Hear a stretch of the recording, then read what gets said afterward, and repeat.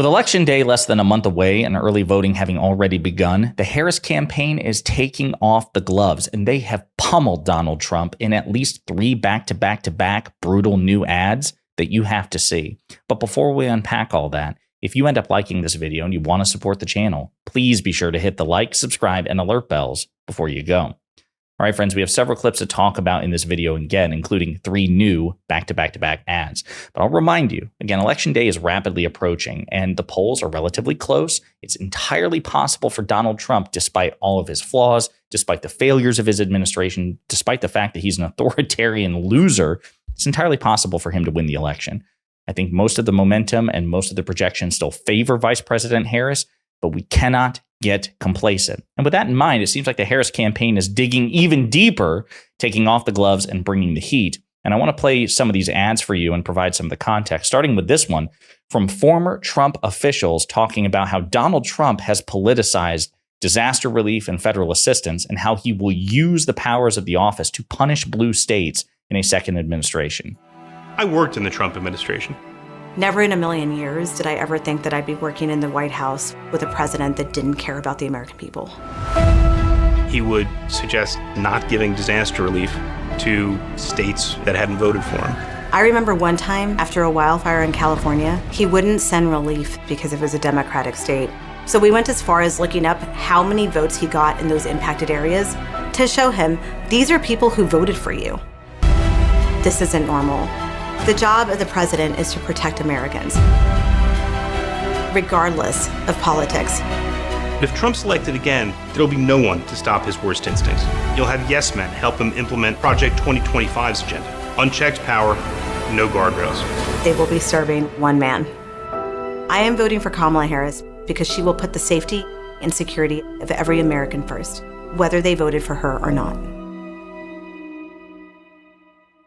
A second Trump term is a risk we can't afford. Again, great ad coming from the mouths of people who worked loyally for Donald Trump and who have firsthand experience.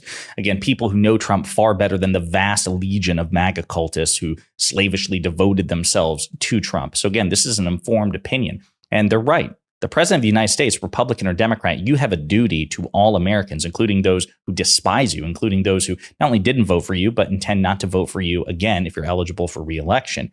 That's your job. And President Biden and Vice President Harris, for all their faults, have faithfully hewed to that standard. President Biden has repeatedly used the powers of the federal government to bail out red states, impacted by natural disasters. And, even Florida during the initial, I think it was the first year of President Biden's presidency, Florida experienced a devastating condo collapse, and President Biden was there and he offered federal assistance. That's just something that Democrats do pretty reliably. They're able to set partisan politics aside and help Americans, including conservative Americans in conservative states, led by conservative governors who hate the Democrats who are helping them. Okay, stark difference between these two parties and these two candidates. Olivia Troy, again, former Trump official, then clarified during a recent interview about why she opposes Trump now and the potential risks posed to Americans by a second Trump term. Well, it's about him, right? It's political power for him, and it hurts everyone else around him. It's so selfish and reckless, and he knows better, by the way. I mean, he is fully aware of the types of things that happen in the aftermath because words matter, especially when you're a person that's running for the presidency once again, and you once were the president of the United States. And it's undermining of our government institutions, something that Donald Trump has a very long habit of doing, whether it's the military undermining them, whether it's the intelligence community. Now, he undermined the public health community during the COVID pandemic. I was firsthand witness to that when I was sitting in the COVID task force meetings, and he was berating doctors and spreading misinformation and disinformation publicly from the press room in the White House. But to do this right now is so dangerous, right? Because Americans are scared. They're in the pathway of another potential storm that's about to hit them. And you have Donald Trump, who is showing just complete and utter recklessness as a leader. And he could be doing the opposite. He could be uniting us and actually standing strong together in these communities, but he's not. And I think it's very important to watch his actions because he has a history of doing this for those of us like myself who saw him do it in the White House. And now he's doubling down on it and he's creating fear. And it also is just undermining of the disaster relief response. It is. It's 100% undermining the disaster relief response. But again, it just goes to show that at the end of the day, Donald Trump doesn't care about Americans. And he really doesn't even care about his loyalists. He doesn't care about conservatives. He is only willing to tolerate them and protect them in as much as they are useful to him. Pretty shocking stuff. Here's another ad from the Harris campaign contrasting Donald Trump and Kamala Harris over their recent interviews on 60 Minutes, or in Trump's case, his lack thereof. Are you ready for some tough questions? You're going to be fair. But you're okay with some tough questions? No, I'm not. Why didn't your administration take those steps in 2021? The first bill we proposed to Congress was to fix our broken immigration system. It was not taken up. A bipartisan group of members of the United States Senate, including one of the most conservative members of the United States Senate, got together, came up with a border security bill. Donald Trump got word, so he told his buddies in Congress, kill the bill, don't let it move forward. But no, your first question was, this is going to be tough questions. Would you meet with President Vladimir Putin to negotiate a solution to the war in Ukraine? Not bilaterally without Ukraine, no. Ukraine must have a say in the future of Ukraine. I think we have enough of an interview here, Hope. Okay, that's enough. Let's go. If he is not going to give your viewers the ability to have a meaningful, thoughtful conversation, question and answer with you, then watch his rallies. You're going to hear conversations that are about himself and all of his personal grievances. And what you will not hear is anything about you, the listener. So we're waiting for an apology. They want to do it again. I'll do it again, but they got to apologize. Don't you think I should make them apologize?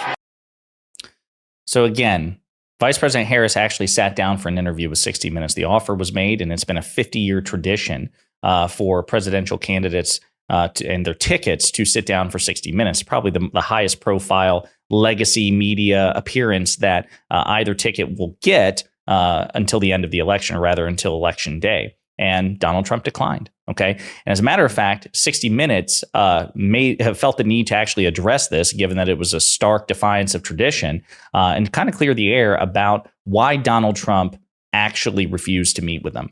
Then, a week ago, Trump backed out. The campaign offered shifting explanations. First, it complained that we would fact-check the interview. We fact-check every story. Later, Trump said he needed an apology for his interview in 2020. Trump claims correspondent Leslie Stahl said in that interview that Hunter Biden's controversial laptop came from Russia. She never said that. Trump has said his opponent doesn't do interviews because she can't handle them. He had previously declined another debate with Harris, so tonight may have been the largest audience for the candidates between now and Election Day. So it's important that 60 Minutes did this because, again, it corrects the record, corrects Donald Trump's lies. Donald Trump wants an apology for things which didn't happen. He's either lying about what happened, or he's in such a state of staggering cognitive decline that he actually has misremembered and has created false memories about his last conversation with with 60 Minutes, Leslie Stahl. So it's good that 60 Minutes corrected the record and emphasized that Donald Trump is making excuses and that he's hiding from adversarial media, which is ironically an accusation that MAGA Republicans have made about Vice President Harris. But she sat down for an interview and was grilled by 60 Minutes. Last ad I want to show you is from another recent development in which we learned that when Donald Trump was president in 2020, at the height of COVID, as millions of Americans were scouring grocery stores and convenience stores for COVID-19 tests to test and see if they were sick, see if they were a potential infection risk to others, to avoid death. These preciously rare tests were in such short supply, and states were begging Donald Trump for federal assistance in the procurement of these tests, and he very often left them hanging out to dry. But what Trump did find the time to do at that time was secretly send tests to Vladimir Putin, which we've discussed in a previous video. And so Kamala Harris and her campaign jumped on this, and they cut this ad. I talked to Putin a lot. I got along with him well. And I know Putin so well. I'd like to congratulate Vladimir Putin for having made yet another great deal.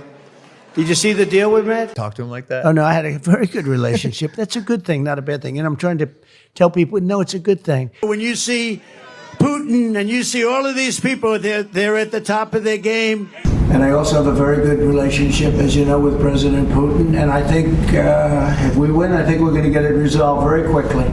I really think we're going to get it resolved. I hope we have more good relations. We're going to have, I see.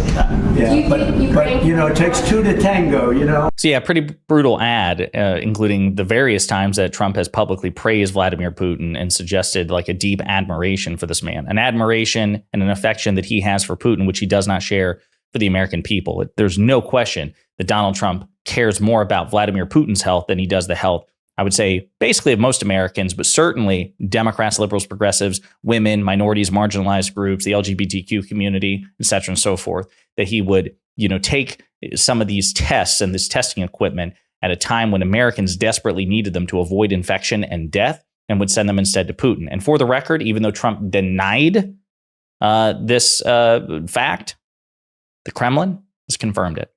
The Kremlin confirmed that Donald Trump did indeed send COVID testing equipment and COVID tests to Vladimir Putin. So back to back brutal ads from the Harris campaign. Excellent example of ratcheting up the heat, taking off the gloves as we, approach this final stretch towards the election. And I hope they continue to press this momentum against Donald Trump, because I think it will lend itself well to an election victory. In the meantime, let me know what you think in the comments.